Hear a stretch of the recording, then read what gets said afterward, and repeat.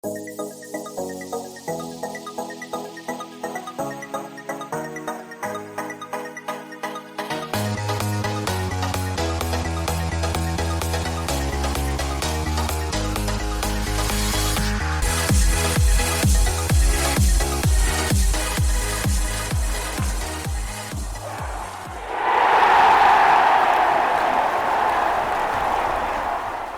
everybody and welcome to a Dream Team Tonic special episode. We've got a great guest on, our first guest, and number one in the current Dream Team standings. It's Fergi. Are you there, Fergi? I am. Very, very nice to be on. Thank you so much for having me on. Really excited. Oh, it's great to have you, mate. And usual, our co-host, Ben. You there, Ben? How you doing? You all right? All good, mate. And James? I'm here, mate. Excellent. So great lineup. Let's just jump straight in, Fergie. Let's get these questions fired at you. Everyone wants a bit of you at the minute. Go on, your hot property. So Right. Go on, James. So, how long have you been playing Dream Team, and what are your previous best finishes? So I've been playing for a long time. I think the earliest I remember playing was in like a works league when I was about 18. So that was about 21 or 22 years ago now. And there were no, it wasn't on the internet then. So it was all done, on kind of pen and paper. And on the, on the first season or two, I joined in, and did well. And then he said, I'm thinking of packing it in. So I was like, no, you can't pack it in now. I'll take it over. And then, so took it, but it was literally pen and paper, adding up the scores from the papers every single month. And I decided to make it even harder for myself and give like monthly prizes and all this stuff. But I'm sure you guys have all done that over the years. Yeah. But so around 21 and 22 years. And I remember there was a season, I think it was around 2001, 2002, where there was like a front line of, I think it was Van Nistelrooy, Henry and Hasselbank. There was that three up front, which was absolutely unbelievable. And that absolutely smashed me the Works League that year.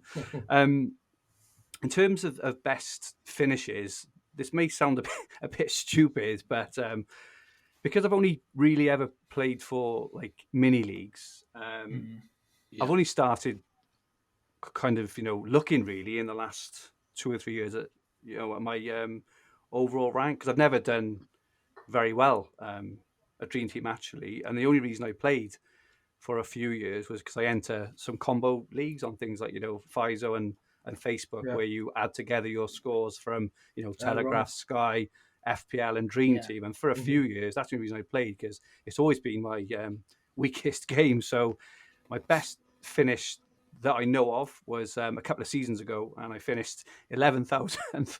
And last year I had an absolute nightmare. So to my kind of knowledge, my best ever finish is around 11,000th. I may have finished higher previously, but because I wasn't really looking at overall rank, I can't really say. So yeah, it's a bit of a change from historically it being my weakest game to actually now obviously being at the top, and bit of twitchy bum time at the moment, but it's enjoying being at the top, that's for sure. So yeah. Cool. They say it's easier to hold people off than chase in this game. Well, it's funny because I played very aggressively for months. Actually, I'll talk about it in a minute. Around kind of strategy and ways of playing and things. But because FF Stuff has got his like amazing website, you can basically see every single player that every single team has got.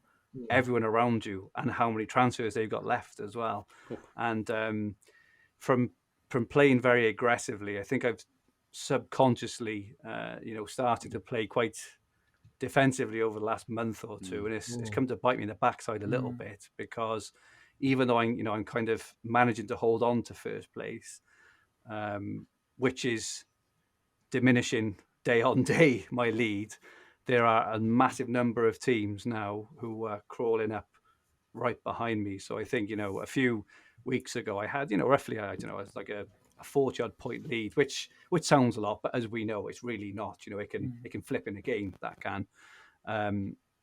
And back after that, then I had like a 60 or 70 point lead over third and fourth and fifth. Whereas over the last month now, I think I've got a 16 point lead at the moment as it stands. That excludes the Leicester game being played this evening, and will obviously exclude the other games being played. The guy in third is 25, and then it's like 30, 32, 33, 37. So the gap has really, really closed up. And while, as I say, I've managed to kind of hold on and defend, I think if I'd have maybe just kept on with that aggressive streak and attacked a bit more, I could have gone on and had a bigger lead. But conversely, actually, I may actually now be 9th, 10th, or 11th. So it's a very, very fine balancing act as it stands. Yeah. You must be looking at it constantly and thinking of, with the big prize on offer, it must be a bit of pressure, I guess. Yes, it is. And I made the mistake a month or so ago of telling my wife. I said, I'm top of Dream Team. I was absolutely over the moon because I played it for yonks, and stuff. And she said, "Oh, what's the prize?" And I was like, "Oh, why didn't I just keep my mouth shut?" But anyway, had to tell her the first prize of was like 75 grand. And after she picked her chin up off the floor, she proceeded to tell me how we were going to spend every single penny of the money that I haven't won. And we've actually already had an argument over the colour of the new kitchen we're going to get if I do win. So it's absolutely ridiculous. But I would say, as we all know, and I absolutely mean this, is that I've really, really tried to just not think about it, because obviously, that is it's a pretty life-changing amount of money, in terms of what it could do. Yeah. And I think a few years ago, I think I would be in panic stations, and I think I would be stressed and not sleeping and all that sort of stuff. But I really have tried to just kind of, what will be, will be. And I'm glad I'm a bit old. I'm glad I'm kind of that mindset now, because if I wasn't, I think I'd be having a breakdown, to be honest. So, but yeah, it's I made that mistake about the wife, and everyone I say, never tell the wife whether you win or lose. So, have you done anything differently this year in Dream Team to previous years? Yeah. So, well, the first thing, I hope you don't mind me, giving a bit of credit to some, other sites, but there's a chap, Gary Fisher, at Dream Team Rating on Twitter, who joined the hub as a writer in the Summer Fantasy Football Hub, who I work with, and he joined us in the summer, and he wrote like a strategy article, and it was basically how to play the game, all the basics, who to look at, and obviously this season, the start of this season was quite a strange one, because it started late in the month, and you had like the Carabao Cup matches and and all sort of thing, and he basically he wrote this amazing article on basically how to set your team up and kind of what to kind of look for. So for the first time ever, I actually did a bit of research and based all my teams on that. So that was the first thing, and I've also obviously off the back of having a good start, I've started kind of rooting out sounding boards and people who know this stuff. So there's yourselves, love your podcast, love your work, love your website, absolutely fantastic. Couple of guys on Twitter. So Flower Pot Man, I wish he'd change his name from Flower Pot Man. I feel like an absolute knob saying that all the time. But, he really knows the game really well. I've had some good chats with him, and Paul McNulty as well. From our Sky Pod, even though he's not massively known for for playing Sun as such. He's an exceptional all-round fantasy player. So just having these sounding boards and listening to people who know their stuff has really helped me. I think as well the change from 3 transfers to 5 has helped me immensely, absolutely immensely, because and James will know this, especially playing the Telegraph for years and years, playing Sky for years. You basically manage a team over a month of roughly five per month, and what I did was and I wrote this in my strategy article for the Hub at the start of the season, is what I was going to try and do at the start of every month was, was use a couple of transfers at the start, maybe 2, maybe 3, look at the month's fixtures in advance and try and attack them then. But then always save 2 or 3 back until the end. And I did that in August, September, and October, going into November. And then I think it was into November, I want to say November or maybe December. And Chelsea had just started to keep a load of clean sheets. And I held my transfers back. So I lumped in on the Chelsea defence because they had a lovely fixture run. Yeah. And whereas the vast majority of players were already using their next month's fixtures to do that, I managed to do that early. And then the same with Man City going from December into January. That was the time I really started to make strides. So I think the change to 5 transfers, even though when I first heard it, I was like, oh no, it's more work. Yeah. I think that actually helped me an awful lot. And we're all, and a few guys, kind of the hub WhatsApp groups as well. It's learning around when to make the transfers and building the budget as well. So there was things about, you would sometimes make them on a Thursday evening or sometimes make them on a Friday morning, depending, and these are all things I've only really, I know this sounds ridiculous and I feel a bit stupid for saying it, but I've only really learned this year, but this has all come off the back of, of listening to people who really know how to play the game. No one has told me who to pick. But in terms of having that bit of knowledge, it's allowed me to build a budget, allowed me to get ahead of the curve and all this stuff. So I think those things have really, really helped. I think a couple of other things which I've done is I've tried to attack the month in front without waiting for things to happen first. So obviously, we all know about Man City in January, right? Yeah. But how I tend to play the Telegraph and Sky games is trying to attack fixtures before the run happens. Yeah. Whereas again, the vast majority of managers will have waited for Man City to win 3-0, 5-0, and then jumped on the players. Yeah. I kind of try to look beforehand, and it is a risk, obviously, right? They could have carried on being awful, because if you remember, City were awful. They were awful for a long time. But I looked at that fixture and I thought, there's just no way in this world that Man City are going to continue to be that bad. And so I jumped on them a bit blind, and I went from, I think, 3 Man City players in December to 8 in January, basically, and just went kind of all in and took a risk. And obviously I kind of leapt up the leaderboard. So I think, that really, really helped. And I only focused on European teams, which, and it's interesting as well. I kind of learned this, over the years, is again, like listening to some advice. There was players like, I think was Grealish in December, one there, and some other players who looked really, really good picks, who were non-European players. But the way I played it, I've only ever,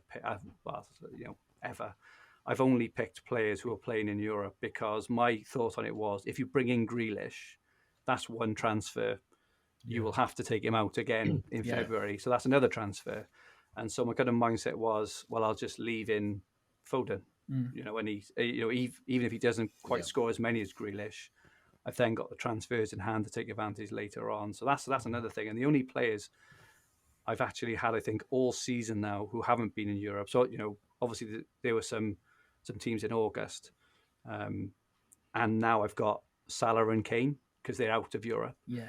Other than that, every single player I've had has been in Europe. It's either been Spurs, Chelsea, Man City, or Man United. So I purposely did that to try and save transfers, and I'm very much like a fixture volume sort of player, in terms I would much rather have a player have 2 okay fixtures than one player have one good fixture, just for example, because we all know what can happen. Look at Trent on the weekend. I was so nervous about him against Newcastle because he could have easily had a 13-pointer, 18-pointer, and he came away in the end, I think, with either 0 or 3. Because of a bit of, well, say hard luck at the end.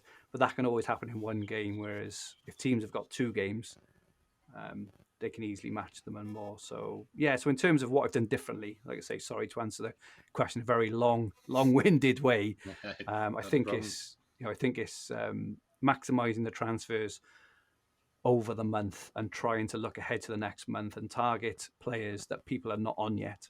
Gundogan's another really good example. So I know I was the only person to have Gundogan in the top 30 or 40 teams for a good 2 weeks before anyone else had him. Yeah. Because you can see the way he was playing, and I just thought I'm putting him in now.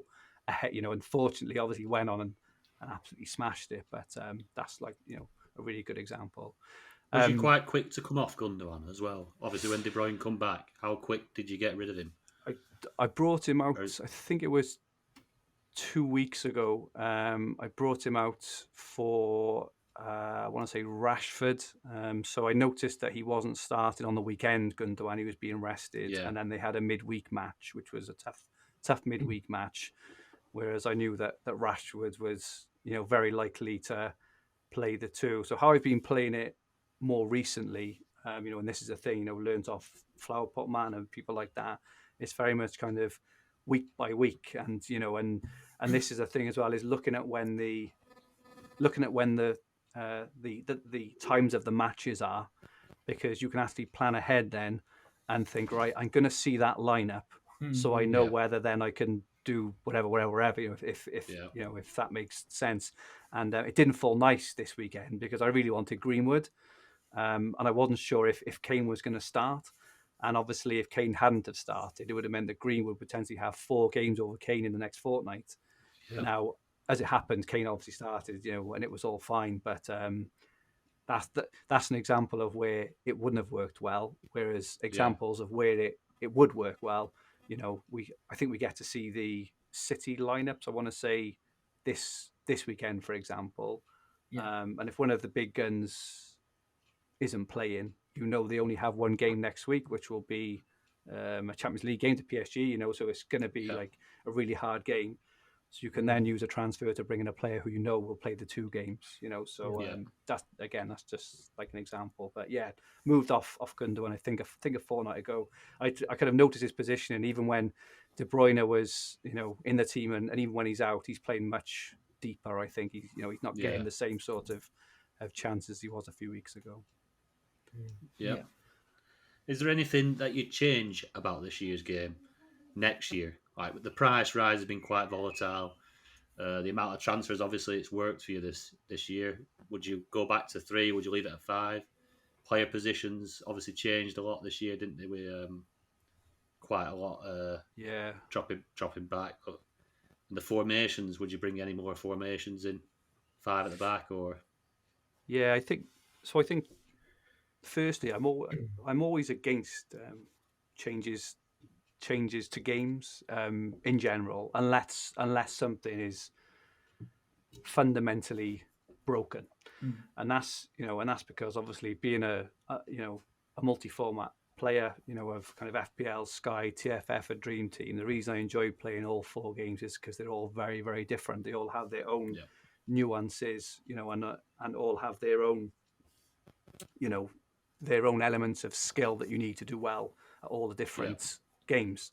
And in Dream Team has always been very unique, and even though it's moving closer to a few of the other games in terms of the transfers fixed per month, and things like that, I think overall I've enjoyed this season. I know that's obvious because I've had a good season, right?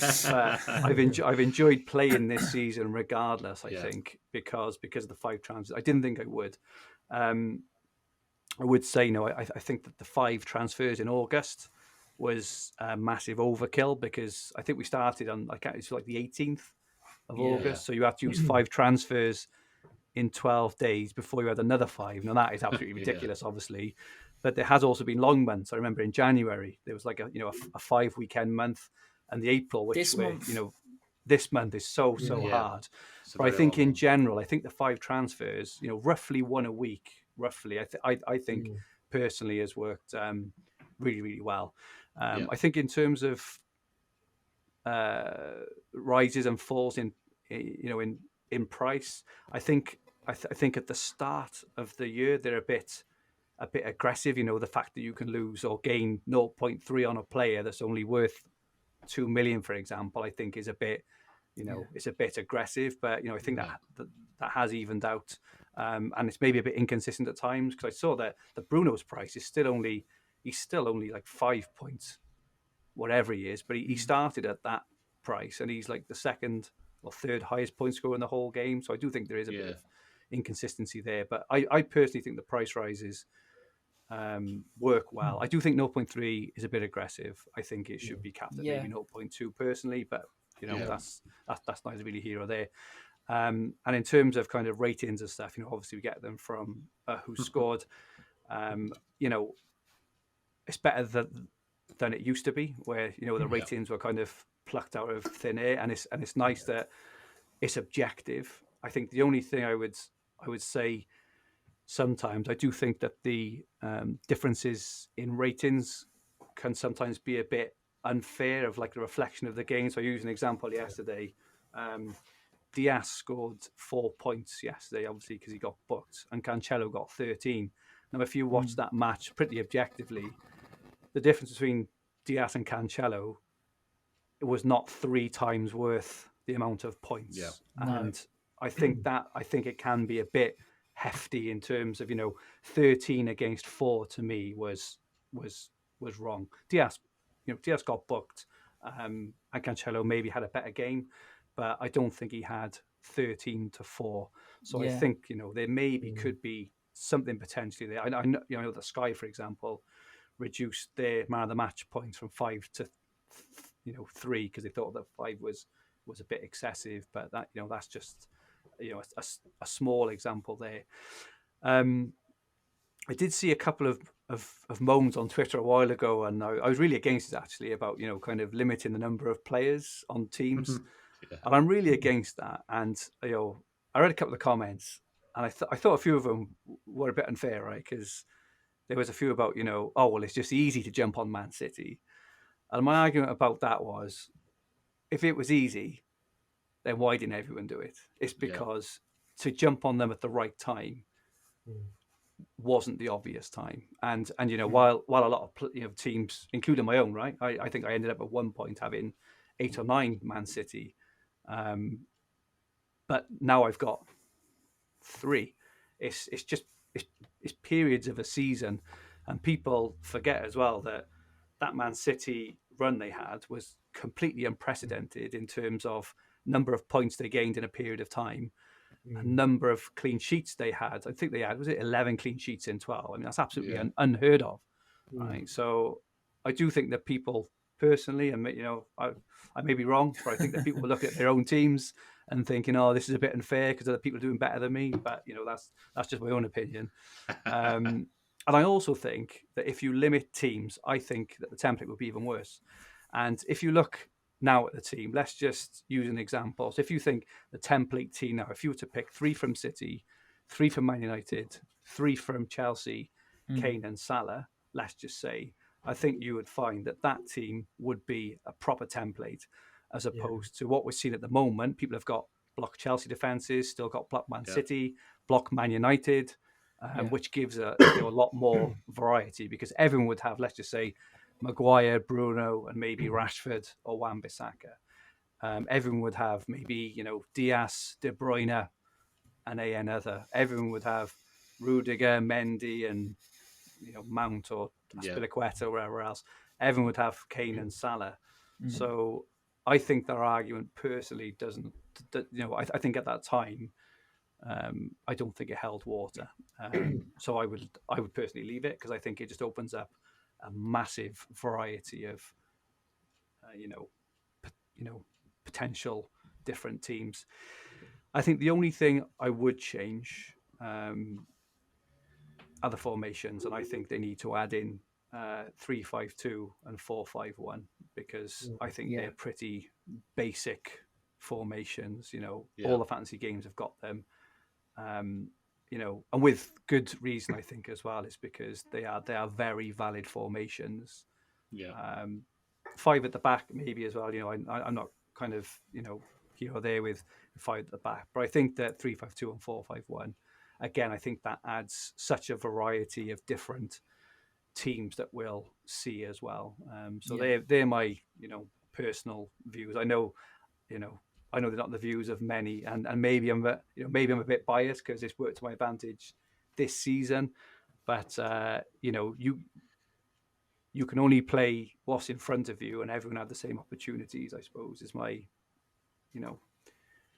it's about timing into, like you say, everyone wasn't jumping on that City train at that time. You took the punt. You could have easily ended up dropping down to 10,000 and out of it. Gone. Exactly that. So it is. I purely think it is a timing thing, and that, like I say, is that run. Even I didn't expect that run. I looked at their fixtures in January, and they had a lot of fixtures and a lot of very good fixtures. And I thought, if I jump on this now, I can maybe start to move off in February. As it happened, I didn't have to because they were just battering everyone. And that's a stroke of luck. But you kind of. You make your own luck in this game as well, I think. The fact that it kind of jumped on Gundogan, who was a very unpopular option. Yeah. Don't get me wrong, I've made a lot of mistakes along the way as well. And I haven't said yet, which I should, is that luck is just, my goodness. I think I'm not having as much now as I was, but there were some periods of the last few months where I have been, how in God's name, have all my opponents' players not done anything there. There's a guy in second. Heath Robson's name is. I think he's third. As we speak, he has had such hard luck. It's been absolutely unbelievable. So he brought in Aubameyang, for that Sheffield United game a couple of weeks ago. Yeah, he got malaria, and hasn't played since. Before that, he brought in Saka, who got injured, in that game. There's been lots of other players who've had Foden, and Foden, okay, even though he scored well in the last week or two, he went through a period for about a month where he did everything but score points. He was unbelievable. And every time he got the ball, I was just so frightened because I didn't own him. And he kept doing everything but score. So, and also I took out, I don't know if you guys remember, but there was an FA Cup game back in, I want to say in January now, it might have been, where basically Liverpool were playing against Aston Villa's kids. Do you remember that? It was on a Friday night. And I didn't have Salah. And I was like, oh my God, I have to have Salah for this game. And as it happened, he only scored 8 points. But my only way to get Salah was to take out Kane. And Kane on the Monday night had a plum FA Cup tie against, who was it they played? Oh, I can't remember who it was. It was absolutely plum. Yeah, Scouse non-league team, weren't they? Liverpool team. It was. And I can't. Who is it now? I can't. Marine, yeah. Was it Marine? Yeah. Did he? No, Marine. I don't think he came on against Marine. I think it was the game after that. It was the game after that. But regardless, anyway, he came on in the 70th minute, and Spurs already won the game easy, and he could have scored a hat trick in in the final 20, but the keeper pulled out a couple of worldies and all this sort of stuff, and everyone around me had Kane. So again, that luck, the luck is just absolutely. If you're not lucky, you've got absolutely no chance. So I haven't mentioned that yet, but I absolutely should, because it's absolutely insane. You need things to go for you, both in terms of your players scoring points, but you also need your rival players not to be scoring points, and that finding that balance is just luck. There's nothing, nothing more than that really. What's the biggest fantasy football prize you've won in any format? I've mainly focused on mini leagues over the years. The only one I've won, in terms of actual money off a game was I cashed in one of the Telegraph Euros games. I think it was 2016, I want to say. But I generally, wholly focus on mini leagues. And this is what I mentioned earlier. Is I've never really looked at overall rank because I just assumed I was never anywhere near doing really, really well. But my best season was in 2017, 2018, where I had my best ever seasons. It was an FPL, finished about 700th. The Telegraph, I had one of my best ever finishes, and Sky, and won a fair few, about I say a fair few, about 4,000 or 5,000, across all different mini leagues and combo leagues, Yeah. and all that sort of stuff. But I've never, cashed properly any of the main games at all, apart from that TFF Euros game where I think I won £100 for coming fifth or something like that. So that's not really much. But no, I've always really only focused on mini leagues, and it's only since I've really started working in fantasy football over the last few years now that I've even given overall rank, even a kind of any sort of credence really, and that's mainly because that's what other people are interested in. I'm not really interested. Obviously it's different being top of a game, right? But in terms of finishing 50th or 100th compared to finishing 1,000, as long as I was top of my mini league, that's all that mattered to me, because that was what I played for. So, but yeah, nothing massive as yet. If you were to win Dream Team this year, what would the first thing you would buy with the money? Well, as I've mentioned already, I made the mistake of telling the wife, so I think she's pretty set on a kitchen. But in terms of more exciting stuff, I love taking my sons to different football stadiums. We've gone to loads of stadiums all over the UK. We went to the Nou Camp a couple of years ago as well. So maybe a bit more of that. I'd love to go to the Bernabeu and the San Siro. All these amazing stadiums, kind of all all over Europe. But I know it sounds really cheesy, and it really does. But I think one of the reasons why I'm not that kind of stressed of winning or not is I'm just so grateful to be able to work in fantasy football. I know that sounds like the cheesiest line ever, and it probably is. But if you were to say, you could have a 75 grand first prize, or you could work full time in fantasy football, I would pick that, like, hands down, just to work in full time. So I do see any kind of cash winnings really as just like a massive bonus. I think I've hit an age in my life now. I've worked really hard. Over the years, worked in in finance and tech and stuff, and working in that has probably given me an appreciation now for what I'm able to do now, which is to kind of manage my own time, work the hours I want to work, do things I love doing, be able to work from home, able to spend more time with my family, being able to chat fantasy football, and football on kind of a day-to-day basis for me is absolutely massive. So kitchen, stadium tours, but I'm just really, really happy to be able to work in fantasy football. Fergie, really what about the Vegas tour with Dan and Paul? Well, that's Dan Narris. I mean, I told you, mind, haven't he, that Dan's not allowed out of Norwich, but I think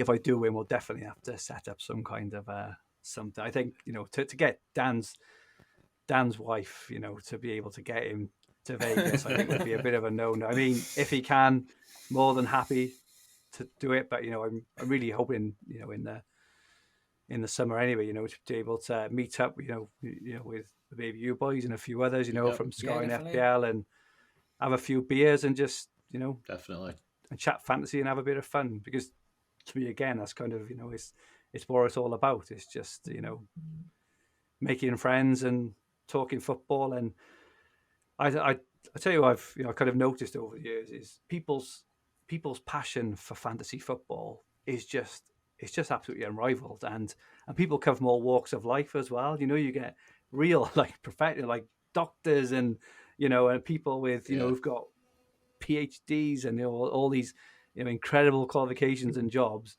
in the same room, talking with people who do all other kinds of jobs, and things. And that's what I kind of love about it all is just the passion that everyone has got for the game. And when you kind of meet up with, obviously I met James in Bristol, we had a chat about Telegraph and stuff, didn't we? And just meeting a few of the Sky boys there. There were a few beers, didn't we? It was looking forward to when we can do that again at some point. Yeah.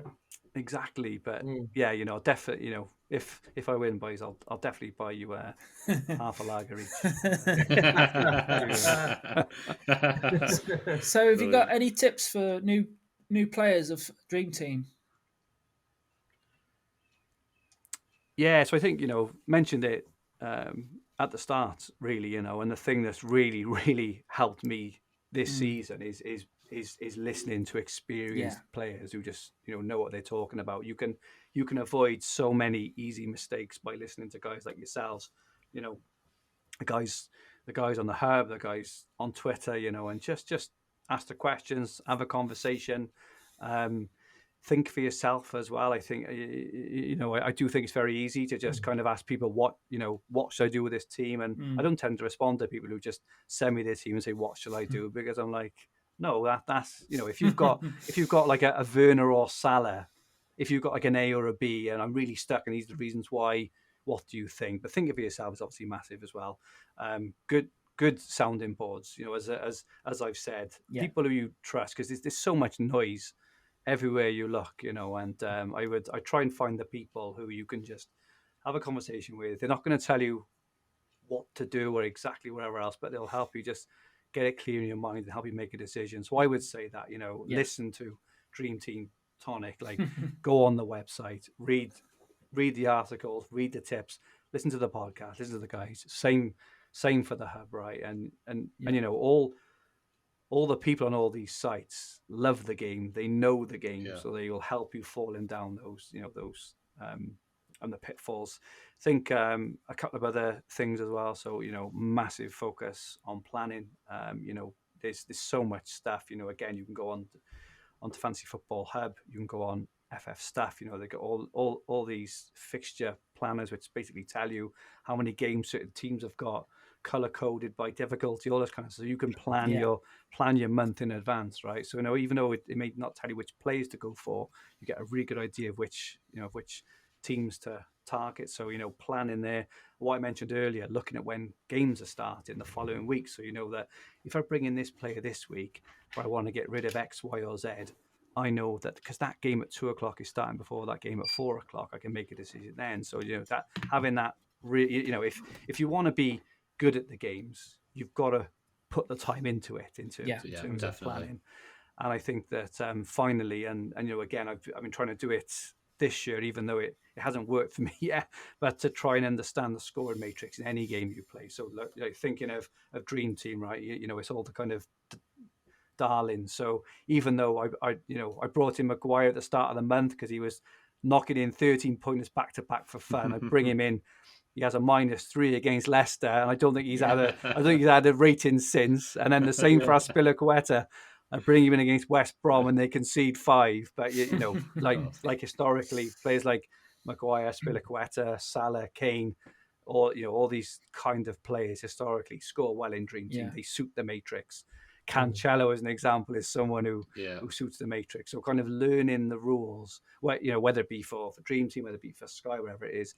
Learning what kind of player really fits the scoring matrix really helps, especially if you're faced with like a 50-50 as well, which, if you've really got a 50-50, who suits it better, who's more likely to get a 7 rating. So they are my tips for new players. Get on Dream Team Tonic, get on Fantasy Football Hub, and just listen to the people who've been doing this for years, and just let them help you and guide you. Sound advice. A question from one of our listeners, Connor, part of the little community we've got going. Have you got any tips for young aspiring fantasy football article writers? For example, where to start writing articles and how to push your content out there and make it stand out from the rest? Yeah, so I've been writing for a number of years now, and I think that in terms of writing, the first thing you have to get for me is what you're passionate about. I know we're talking about fantasy in general, but find that thing which you're really, really passionate about. So for me, I started off kind of blogging about all my various teams. I tended to play Telegraph and Sky more than I did around FPL and Dream Team. So mine were primarily focused around the Telegraph and and Sky, and because the Telegraph in particular, wasn't that popular at that time in terms of where to find the content, I kind of incidentally then, because I wrote about that, because I was passionate about it, people started reading that, but also started reading a bit on Sky and FPL and wherever else. So, and that's how I turned more now into FPL, Dream Team, and Sky, and the other games. But the first thing for definite is to find a passion, and I'm the editor for the Hub, and one of the things I always say to any new writer is make sure what you plan on writing never becomes a chore. That is absolutely massive, because I've done it myself, and I got kind of 3 or 4 weeks into a weekly series, and before I know it, I haven't got time for it. I don't want to do it, and and then it's just gone. So I would say passion, make sure you've got the time for it, massively important. In terms of kind of what to write about, I try and make it original and interesting as well, and put your own views across, because a lot of the times, a lot of the things which I read at times are quite regurgitated stuff with no real conclusion at the end on what point you're actually trying to get across. If you're trying to say that going into May, Alexander Arnold is going to be a really good pick, just as an example, in Dream Team, then put all the reasons why, and put I really feel strongly about this, and people are far more willing to kind of look out for your next piece, because it's going to be original and it's going to be interesting. I think as well, a focus on quality, and that's for a number of reasons. So if you start writing for a website, or if you start writing for your own blog, or on your own website, or or you want to start writing for something else, quality is massive. So myself as an editor, quality is utmost, right? You can't put rubbish on the website for a number of reasons. It puts off people. I think it makes a site look bad. But also Google rankings actually rank on quality of articles as well. So if all your articles are not very good, when people are searching for Sun Dream Team tips, for example, if they're poorly written and interesting, they won't come up in the searches. You won't get the hits and the views. So that's another really important reason why writing really good articles is thing as well. And send your work to fantasy websites, right? So I noticed, your site now on Dream Team Tonic have started having loads of blogs, right? Which is absolutely fantastic, and I'm so pleased to see that loads of sites are doing it now, because this is how I started my kind of the passion for it, is blogging about my teams, and it usually kind of stems off onto other things, right? And you may send it to some may publish it and some won't, to kind of depending on the kind of size of the site, depends what the site is looking for and stuff. But I would say, if you're not accepted, just ask for feedback, learn, improve, and move on, and just never be afraid of rejection, right? Because everyone starts somewhere, and writing that first article can be one of the most nerve-wracking things you can ever do. When you see it published online, you get that kind of cold feeling of, oh my goodness, it's almost like you're bearing your soul, right? But if you don't do it, you'll never do it. So just get it out. I would implore anyone who wants to write, just write. Obviously, hopefully, take some of the tips on board about being original, being interesting, real focus on quality of writing, but just do it, and just don't be afraid of what anyone says, unless it's sort of a constructive criticism, right? We've all had those kind of who are you sort of moments, and everyone gets rejected for loads of things at every point in their lives, right? But the ones who generally make it are the ones who don't give up. They believe in what they're doing. They love it that much that they are determined to improve and get it out there. And you've got to enjoy it. So I think I would just, if you truly want to be a blogger or writer, keep pushing, keep improving, keep trying to write really good original stuff. I would also say to to get to know the kind of industry as well. You know, there's many, you know, fantasy sites out there now. You know, a lot of sites all give different kind of, you know, articles and advice and things. So, you know, get to know the different, you know, sites out there as well. And, you know, and depending how serious you are, there's lots of sports journalism courses as well, you know, can kind of help you as well, you know, in terms of, you know, how serious you are about it. But I would say, you know, the kind of number one thing, and I think that, you know, this is the same for all aspects of life, right? It just depends how much you want it. And if, you know, if you're willing to do anything to get what, you know, to get what you want, you will get there eventually, be it job, be it, you know, be it your health, your fitness, learning an instrument. If it's writing fantasy articles, if you want to work in fantasy football, if you want to write in fantasy football, you need to push yourself, you need to sacrifice, and you need to push. And they're the people who, myself as an editor, for example, they're the ones I look for. If I see someone, I say, look, I'm sorry, we can't for X, Y, or Z reason, and they go away, you know, and you never see them again, fine. But if people are coming back and they say, look, I take your feedback on board, what do you think of this? And I'll say, oh, what about this, or this, or, you know, and they'll come back, and, you know, it's the same with everything in life. It's how much you want to do it. So, you know, hopefully that's maybe helped a bit in terms of, but I would just write quality articles, send it to the, you know, your favorite sites and see what they say, and then act on the feedback, basically. Some good advice there, Fergie. Another question from Twitter from Maxi Arsenal. He wants to know is what's the biggest mistake fantasy football managers make in your opinion? Open-ended one. Yeah, I think I'd probably say it's the prep. Right? I know I've touched on it like a couple of times, but it's probably the planning and the prep. Again, if you know, if you're willing to put the time in all these games, right? It goes for every game, but on Dream Team,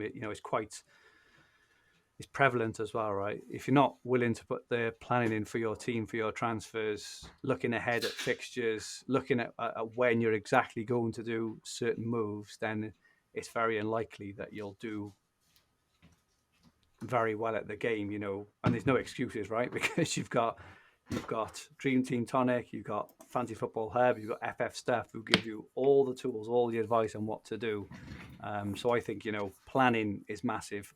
I also think, you know, there's a massive thing for chasing last week's points. And, you know, we mentioned it before we went live around sometimes the best thing you do are actually the moves you don't make, and being kind of disciplined and not just chasing the thing that's already happened. It's a very, you know, kind of novice mistake, which I still do in Sky a lot. But, you know, I always think the moves I regret the most are the moves I've done when I shouldn't have, as opposed to the moves I didn't do. That's just personally speaking. And I would also think, you know, when you're looking ahead, try and think about what you think is going to happen instead of what has already happened. I'm not a massive fan of this, you know, just because this has happened last month means it's going to be a carbon copy next month. That's very rarely the case. So I would, you know, I think ahead and think what is going to happen here? How do I think these games are going to play out? Who do I think are the players who are going to do well? But they're not necessarily the players that are scoring well at the moment. So hopefully that helps a bit. We have another question. Well, we have another question from Fergie's apprentice. Are we blinded by good fixtures over form, etc.? Liverpool having great fixtures but struggling for form. I personally think in Dream Team, so I'm a fixture volume sort of person. I think that a player is more likely to score more points played in 2 games than they are in 1. I know that's kind of, you know, simple, you know, a very simple way of looking at it, but I am a big kind of a fan of that. I always look at a fixture volume. in terms of form, I do agree that there are certain teams. So Arsenal, for example, Arsenal are a team I'm not looking at. So even though they've got the fixture volume, they're really inconsistent. Their best players are injured, and I don't, and so I think that is one I would use as someone I wouldn't look at. I've only got Salah out of Liverpool. I do agree that their fixtures are absolutely great, but they've only got the one game a week, and they've and they've had it for a couple of weeks now. And as we know, when it's one game, it very often that one game very rarely transpires as you think it might. Like Liverpool and Newcastle, right? It should have been Liverpool 3, Newcastle 0, right? That's what everyone would generally or roughly alongside that scoreline. Yeah, definitely. It's actually quite rare that happens. And there's a Liverpool block who is in. I think they're in. Well, they were in 4th, right? And at 93 minutes gone on Saturday, they jumped up to 2nd overall, and they're now 14th, which is an absolute killer.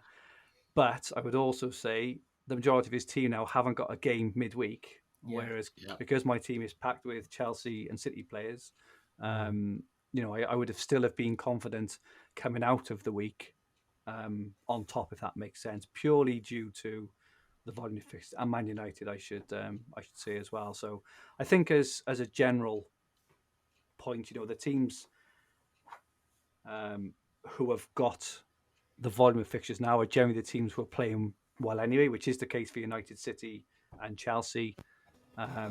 Liverpool, as an example, I mean, going into May, their fixtures are really, really nice, and I think there's definitely a couple of their assets I got my eye on. Maybe someone like Trent, for example, looks incredibly dangerous, and when they've got the same amount of fixtures as everyone else, as as they have in May, I think that's the time to go for it. But at the moment, I've got Salah, right, because he's Salah and he's a bit of a darling at the game. But in terms of form versus fixtures, I would usually go for fixture volume over one team. But again, that's just a personal thing. And this is my only season I've done well in Dream Team, so don't take that as that. What are your thoughts on that, guys? That are of interest. Yeah, I definitely do the same as you. Fixtures over form, but there has been a couple of freak ones this month, haven't they? With Lingard and Iheanacho banging them in every week. But definitely, I always look at the 2-for-1s, the 3-for-1s over other teams all the way. I think as well, you've only got to look at the top of the leaderboard, the 10 or 20 odd teams, to look at the teams at the kind of teams that are up there and the kind of teams they've got. They are like that for a reason. If you'd have packed it with Leicester, you would have already been 300 or 400 points behind. So even if you have had an amazing month, it wouldn't matter because you're too far behind anyway. So I think you've got to look at the grander scheme of things as well. And also, you've only got your 5 transfers. And then if you go into next month, say you brought in 5 Leicester and you had an amazing month, absolutely great. Leicester's last 3 games are absolutely horrific. And they've only got the one game, apart from the FA Cup, right?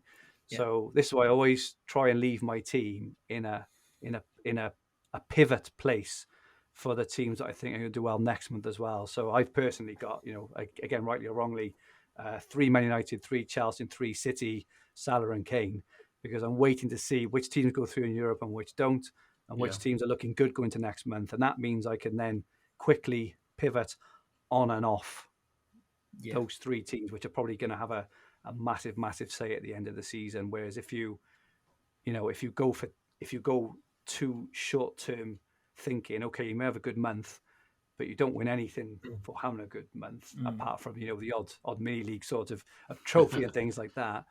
You've got to have the bigger sort of the picture in mind as well. Sorry, I'm answering every question, like taking me half an hour for each question, but no, it's fine, mate. It's all good. Right, on to Aman Tatler's questions, listener questions. He's put, "Hi Andrew, I enjoy your weekly blog very much, and you have an excellent history in the Telegraph Fantasy Football and in the Sky game. Well, this is your best season in the Sun Dream Team. Before the season, what were your goals and ambitions?" So I always try. So in FPL, I always try and aim for top. Well, it's more top 1% now, because there's 8.2 million players now, right? Yeah. A top 10k finish is not the same now as it was 5 or 6 years ago. So I always say top 1% in FPL, which is around 80k or higher at the moment. Telegraph and Sky top 100, and that's just because I've finished in those positions in the past, so I kind of know what you need to do to get there. I know the kind of level you have to play at. I don't think I'm going to hit either. I might in one of my Telegraph teams. I'm about 150th, and I'm about 200 at the moment in Sky. So I'm probably going to miss out just. Dream Team, I'd say everything we've just talked about for the last hour. But my expectations for Dream Team, like I say, were incredibly minimal, and it's normally because I don't concentrate on overall rank at all anyway, and I normally only play for the combo leagues. I'll obviously, be like for next year, I'll definitely be looking at a different way. Yeah. But I would have said if I could have finished in the top 10k, I would have been over the moon, because that would have probably made a contribution that I needed to do well in the combo leagues. Learning what I've learned this season, knowing what I know now, I think next year I'll definitely be reassessing my ambitions to maybe a top. I would love a top 500 finish next season. A top 1,000 is probably maybe a realistic ambition. Kind of, like I say, kind of knowing what I know now, I think I could probably reassess. I think the 5 transfers has helped me this season, because it's turned the Dream Team game much more into like Sky and Telegraph, which is why maybe I've improved in that game. Brilliant. Yeah. So how do you go about handling bad game weeks and the pressure of being number one? And Aman also asks. I think with bad game weeks, I try not. I've come up with a sort of a process over the years. Like I say, I'm a little bit older now, right? I'm 40 now, and I'm able to handle my emotions a lot better than when I was a bit younger. But in terms of a bad game week, I think as long as I'm comfortable with the transfer that I've made, and my rationale was really sound, I've run it past a couple of sounding boards, which is what I've done this year, which I didn't do previously. If I'm really, really stuck on anything, I'll run it past one of the people I mentioned earlier. As long as the rationale is right, if the outcome is wrong, in my view, there's nothing I can do about it. As far as I'm concerned, I made the right move. So I'll hold my hands up, right? And I made a bad transfer on the weekend. I took out Cancelo for Foden, right? And there's a couple of reasons why I did it. Cancelo has barely been playing. I think he's only been playing like 1 in 3 or 1 in 2. Even when he has played, their clean sheets have dried up. And they had, Spurs and PSG, and even though Spurs have been awful, I did expect them to maybe get a goal in the cup final, and City have got harder games coming up as well. He struggled for ratings as well. So even if he'd been rated 7s a lot of games, I would have probably kept him, but he hasn't. Yeah. He hasn't done anything for ages, right? Whereas Foden has frightened the bloody life out of me every time I watch him, and even when he doesn't start, he comes on the hour mark. And he's looked so frightening. So with that in mind, and also looking around me at the leaderboard, so everyone in 2nd, 3rd, 4th, I think 6th, 7th, 8th, all had Foden. Only a couple had Cancelo. So with all that rationale in mind, and I ran this past someone as well, and they said, it makes sense what you're saying. Cancelo gets 13 points, Foden gets 3, but I still think I made the right choice at the time, and I think I'm comfortable with the decision I made at the time. And even though the outcome wasn't right, it's easy to say, right? I know it's easy to say, but that's kind of how I handle it, in terms of I made the right choice. What will be will be. As soon as the whistle goes and the deadline goes, you can't do anything. It's all in the laps of the gods. So that is how I try and do it. I try and get very, very comfortable with the move I'm making or I'm not making, go through every situation, scenario, and then say, right, this, I'm doing it, and that's it. So, and in terms of the pressure of being at the top, like I say, I think a few years ago, I think I would be, I'd be in the ground by now, I think. But I'm just trying not to let the kind of money aspect, especially, right. For me, as I've said, and I I absolutely mean this. Like, working in fantasy for me is mega important, and winning Dream Team would probably be really valuable for me in my in my actual career working in fantasy. Yeah. Maybe more so than 75 grand, which is a ridiculous amount of money. And like I say, I haven't really thought about how I'd really spend it. So the pressure is there, but because of the decisions I'm making, I'm comfortable with the decisions I'm making, whether they're the right ones or the wrong ones, how they end up. And I'm literally of a case of what will be, and I could swing anywhere in this final 5 or 6 weeks to 75k to just winning a handful of mini leagues, which is what I would have settled for at the start of the season. So it's all I just think it's all mindset. It's all, managing my own expectations and just trying to not be too hard on myself if it doesn't swing my way, because the luck factor, as I've already mentioned, is massive, and I've had it all season. And the only time I haven't really had it, started to feel I haven't had it, is in the last month or so, which is probably the wrong time. But it's all managing expectations in my head. So hopefully that answers the question. What has the go on then? Another one from my man. Yeah, you probably covered this. What has been your best and worst decisions regarding Dream Team this year? I think you've covered your best, haven't you? I think my best was a couple of days. There was going. So I went from no Chelsea to 3 Chelsea at the start. I can't remember which month. It was either November or December, but I saved the transfers back, managed to get in nice and early, and they were on a really good run of fixtures. So that started to really kind of get me climbing the leaderboard. And I then went from 3 Man City to 8 Man City in January early. That was massive as well. I think actually the 9th player, but I think I brought in Gundogan after that in February, like kind of ahead of the pack. So there's a lot of really good moves in there, I think. Kind of forward thinking, risky moves. So they're probably my best moves.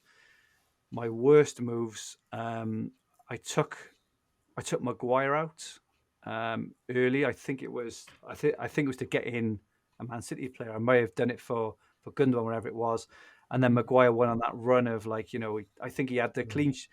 What really hurt, I think I took him out on the week where they played West Ham in the FA Cup, and West Ham were absolutely awful, and Maguire just mopped up the ratings, and he ended up with a 13-pointer, and that really hurt. And I think he had like an 8-pointer the next game. I think after that he had another 13-pointer, and I put in, I can't remember who I stuck in specifically, but that really hurt. I did write one down actually. See if I can find the one I wrote down. I'm not sure if I've written it down actually. Maguire always seems to have a good run, doesn't he? Every season. And then he's been awful this month. Yeah. He's been absolutely. I brought him at the start of the month for -3. That was that one good. I'm trying to see if I've got. I tell you another bad one I made at the start of last month was I brought in Bale ahead of the Arsenal game. So Spurs had Arsenal, then they had the back-to-back games in Europe against oh my goodness, who did they play? I can't you think they played now? Slavia Prague, was it? Slavia Prague. Yeah. Was Slavia Prague? I can't remember whoever it was anyway. So I brought in Bale for those 2 games. So I had Zagreb. 3. Was it Zagreb? That's the one. I had like Son, Kane, and Bale at that time for that little run of games.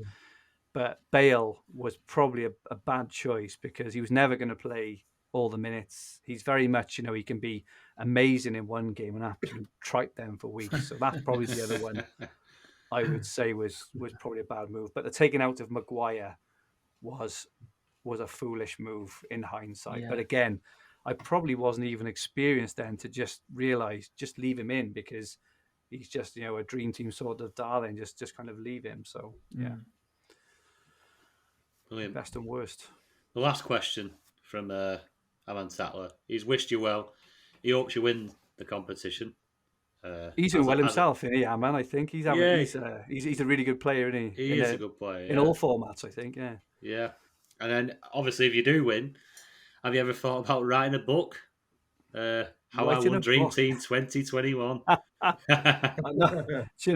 John, I'm not sure about writing a book about how to win Dream Team, but I did actually a couple of years ago. Actually, it's more of like a passion thing. So I love writing, and I love fantasy. I played all the formats for a long time, and I've always thought about writing a book, and not for anything more than the fact that I would just love to write a book about fantasy football, because that's kind of it's one of the next steps from blogging, right? I've been blogging for years. I love blogging. I love sharing all my, because I find as well is when you write something down, you kind of you're getting off your chest as well, if you know what I mean. I don't know if that makes sense, but when you write your thoughts down, it's really great to be able to kind of read them back. And I've done that for years, blogging, and eventually I'd love to write a book. I don't know if anyone would be interested in reading it, but it's not it's not around how to do anything, or this is how to play kind of anything like that. It'd be more of like a diary of like a history of 20 or 25 years of just playing fantasy and all the kind of all the highs and lows, and if it did kind of culminate at this time in winning dreams, obviously that would be absolutely amazing. But I can assure you there would be far more crap decision stories than there would be good decision stories. But no, thanks for that, Ammon, and best of luck with you as well, because I know I think he's doing quite well in the leaderboard. Last time I checked, he's around the top 20 or 30. I think, wasn't he? I've seen him sneaking around up there. He's everywhere I look in all my mini leagues for everything, so I know he's a very good player. Yeah, well, I think that wraps it up for us, guys. I mean, go on. I was just going to say, how many teams did you put in the Dream Team this year? Because you can do up to 10, That's can't you? That's a good question. Yeah, so I put in 5, and I only put in 5 because I was being lazy. Because I read like I said, I read Gary's article on the Hub, but because I play FPL, I think I entered 5 teams in Telegraph, 2 in Sky. Fan team I played as well. I only put in 5 because I kind of ran out of time when I was being lazy. But 4, I'm so lucky. How lucky is this? Is that the team that has done well is the team that's also I've entered all my big cash mini leagues as well. So that team that's top is also the team that's in all my mini leagues. So that's just pure fluke. But I'll definitely be entering 10 next year. If the rules all stay the same, and I've learned a lot more this year now. Around kind of spreading the risk, and then having different things. So hopefully next year I'll be able to get a couple of teams up there nice and early. Good question. I meant to ask that question earlier as well, actually, because obviously with you, James, you only put one team in. I did. I've only ever put one team in. Next year I'll be putting the full 10 in. I'm gonna go with the block defense idea and the smattering of certain big teams, so that you can mix it up, and then the ones that are doing well, they'll survive and carry and see me through. That's exactly what Gary wrote in his article again, which is what he said. He said he puts in 10, and then at Christmas time there's normally a couple which are doing really well, and he literally just drops the other 8.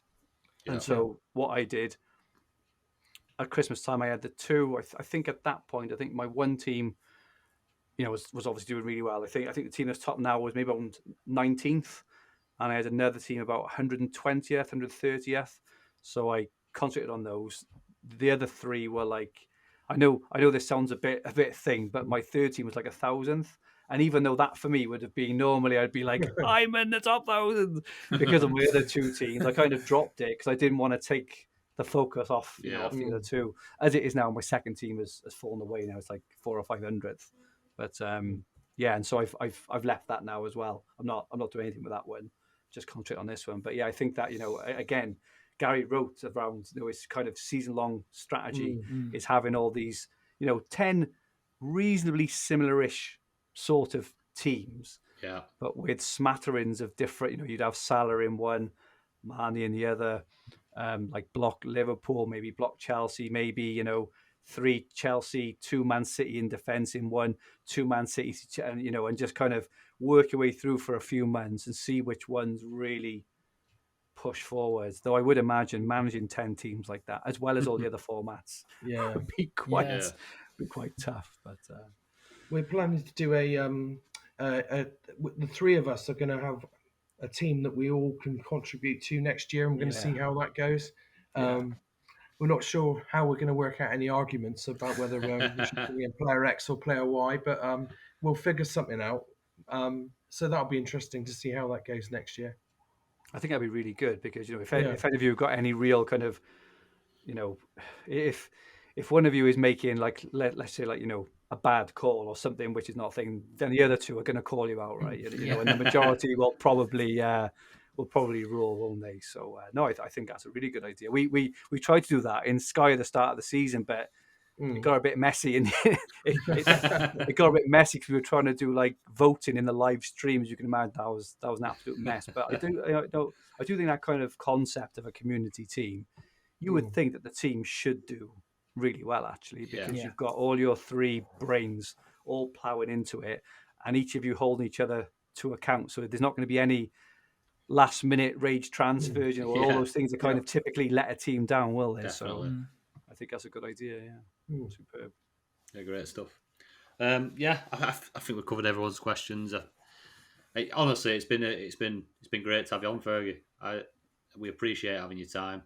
I know you're a busy man, but yeah, from me, James, and Ben, I think it's been a great evening. I think it's been good for our listeners as well. Like you say, don't get much time to speak about Sun Dream Team, I don't think, on your things. No. So it might have been good to get off your chest, unload before the final running. Definitely. And it's been an absolute pleasure, gents. Really, really enjoyed it. Thank you so much for having me on, and and in terms of your pod, and your website and stuff, absolutely flying. So and I know firsthand how much work goes into podcasts and running a website and whatever else. So what you're doing while having full-time jobs and stuff is absolutely remarkable. So really, really well played, and absolutely loved it. And cheers, I really think we're starting to grow a bit of like a dream team, like a community on Twitter, because there's never really been one on there as far as I know. And the one that I historically used to go on FISO, but that one's very secretive now. I think people don't kind of go on and say what they're doing and things. So it's really nice just to be able to chat Dream Team. I'd be more than happy to come on anytime and just have a chat, because that's what I enjoy doing, just chatting. And sorry if I've talked for what is it now, an hour and 13 minutes. Nice. I like brilliant, mate. I did warn you at the start. I like to chat, so I do apologize about that. No, it's been great. Like I say, it's fun, mate.